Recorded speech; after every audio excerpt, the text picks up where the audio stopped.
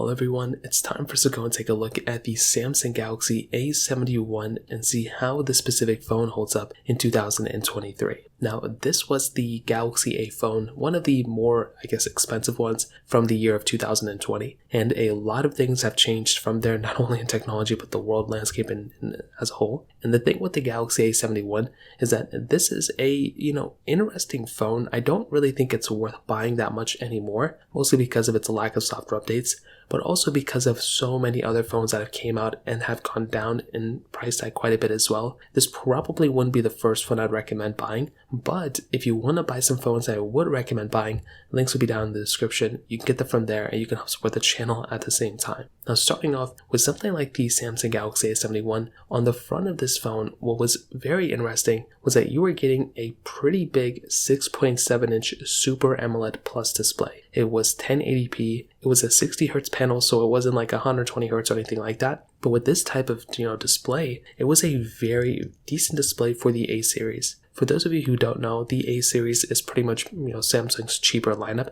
They don't go ahead and they don't make any super crazy, they don't push boundaries with these phones, let me just put it that way. But they're just good mid-tier phones, more like budget tier phones, that if you're in the market, these are fairly cheap to buy, and I think they're pretty decent options. So with something like the A71 with its display, it looks pretty good for how old this phone is, but also for the price tag that you were basically paying for when you were buying this phone. So although it wasn't, beating out the the S20, even the S10 during this moment, it did look kind of like a Note 10 on the front, which at that time was kind of like one of the best phones during that moment. So that was a really cool thing that Samsung did. And for here, I think the display definitely isn't that bad in my opinion. Now moving on to the other side, we basically have our USB-C port on the bottom. We also do have a microSD card slot on this phone as well, which, as I mentioned before, is an amazing feature. Having that type of capability in and of itself is amazing, and it's always kind of shocked me because the 2020 year in general was one of the last years we ended up getting the microSD card slot, and a ton of phones ended up getting it, which is pretty insane. So something like the Galaxy A71, in my opinion, having that microSD card slot is beautiful, and I'm really happy at least one of these types of phones ended up getting it. Now on the back, we do pretty much have this plastic back on this phone, so it definitely isn't the most expensive feeling phone in the world.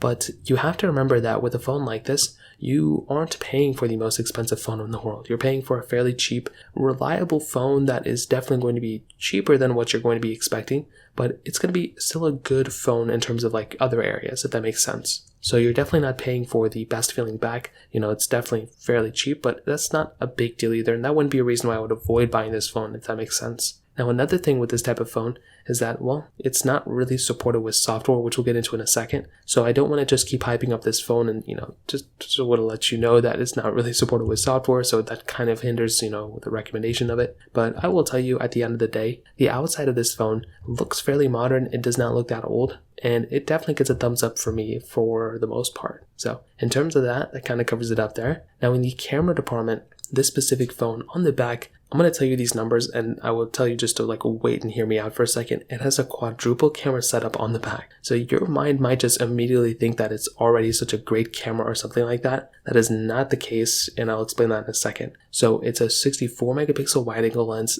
12 megapixel ultra wide camera, 5 megapixel macro lens, and then a 5 megapixel depth camera. Now, the only two cameras in my opinion that are even kind of important there are the two wide and ultra wide cameras. Those are the only things that are even somewhat important here. The other cameras really aren't even that relevant, and it doesn't really make too much sense to even have them. I mean, of course it's cool, but it's not a reason as to why I would even buy those phones, because they're just, they're just not the best cameras, they're just alright, average cameras. On the front though, you were getting a 32 megapixel wide angle lens, which was actually pretty good. So you were getting 4K at 30 on the back, and you were getting 4K at 30 on the front. So very interesting that you were getting that type of capability right on the Galaxy A71 here. So still good, of course 4K at 60 would have been better, but this phone was not competing with the S20 or even the S10. This phone was pretty much in its own league, and that's kind of what you expect. You don't expect the best and the latest and greatest from a phone like this, so it's totally understandable. So with the phone like the Galaxy A71, very, very, average camera. It definitely isn't that great.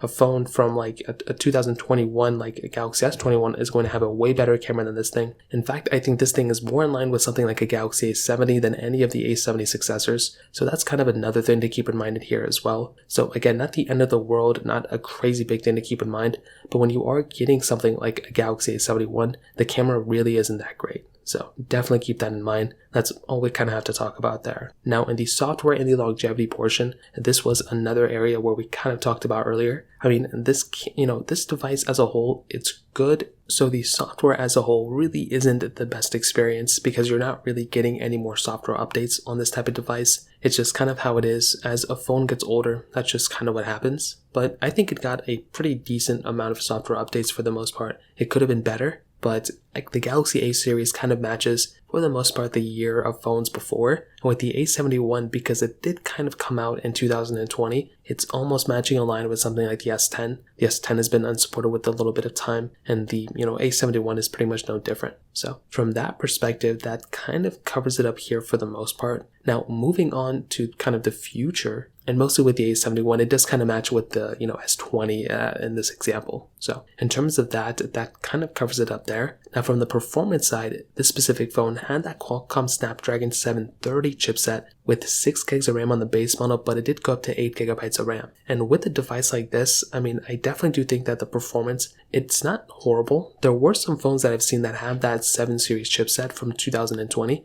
the Pixel 5 for example, but I will definitely tell you this phone wasn't a bad performing phone. It was actually kind of okay, but it really comes down to how well phones have, gotten since then. And phones have gotten so much better since the A71 has came out. So, I mean, you kind of have to compare it to that. I mean, the new 8 Gen 2 chipsets are very good, but for a 2020 budget tier kind of phone, it's really not that bad of a performing device. I mean, if you're trying to play basic applications, play basic games, I think you're going to be okay. Any phone's going to be able to do that for the most part. Even a Galaxy S7 can probably do that. But with the A71, if you're trying to go and play heavy intensive, applications, heavy intensive games, for example, I follow a lot of subreddits for like emulation, you are probably going to start seeing some glitched frames and everything like that if you try to do some heavy intensive emulation. Even if you do some like kind of heavy intensive emulation, like, some other gaming consoles, I'm not going to go into detail, you will probably end up seeing some glitched frames. But again, for those like light applications, light games,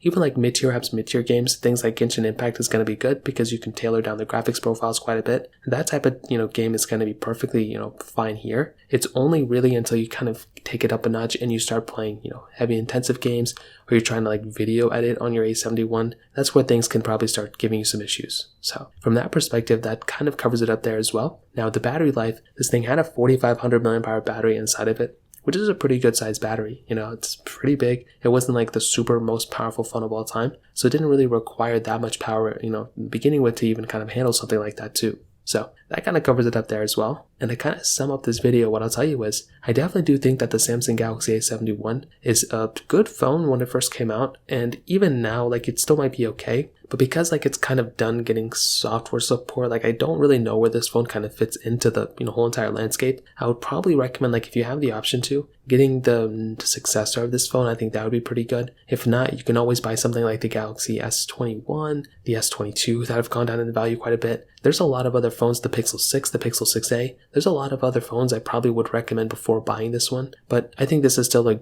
good phone for the most part if you want to go and buy it, but it's really not worth buying because it's like kind of done getting software support. So I would recommend buying a Pixel 6a or Pixel 7, or you can wait out for the Pixel 7a whenever that phone comes out. So in terms of that kind of covers it up there. If you have any other thoughts or questions, let me know in the comment section below. Hit the like button, that would mean so much, but definitely hit that subscribe button. More importantly than everything else, I love every single one of you guys. Hopefully I'll catch you guys in the next video. Peace out till then.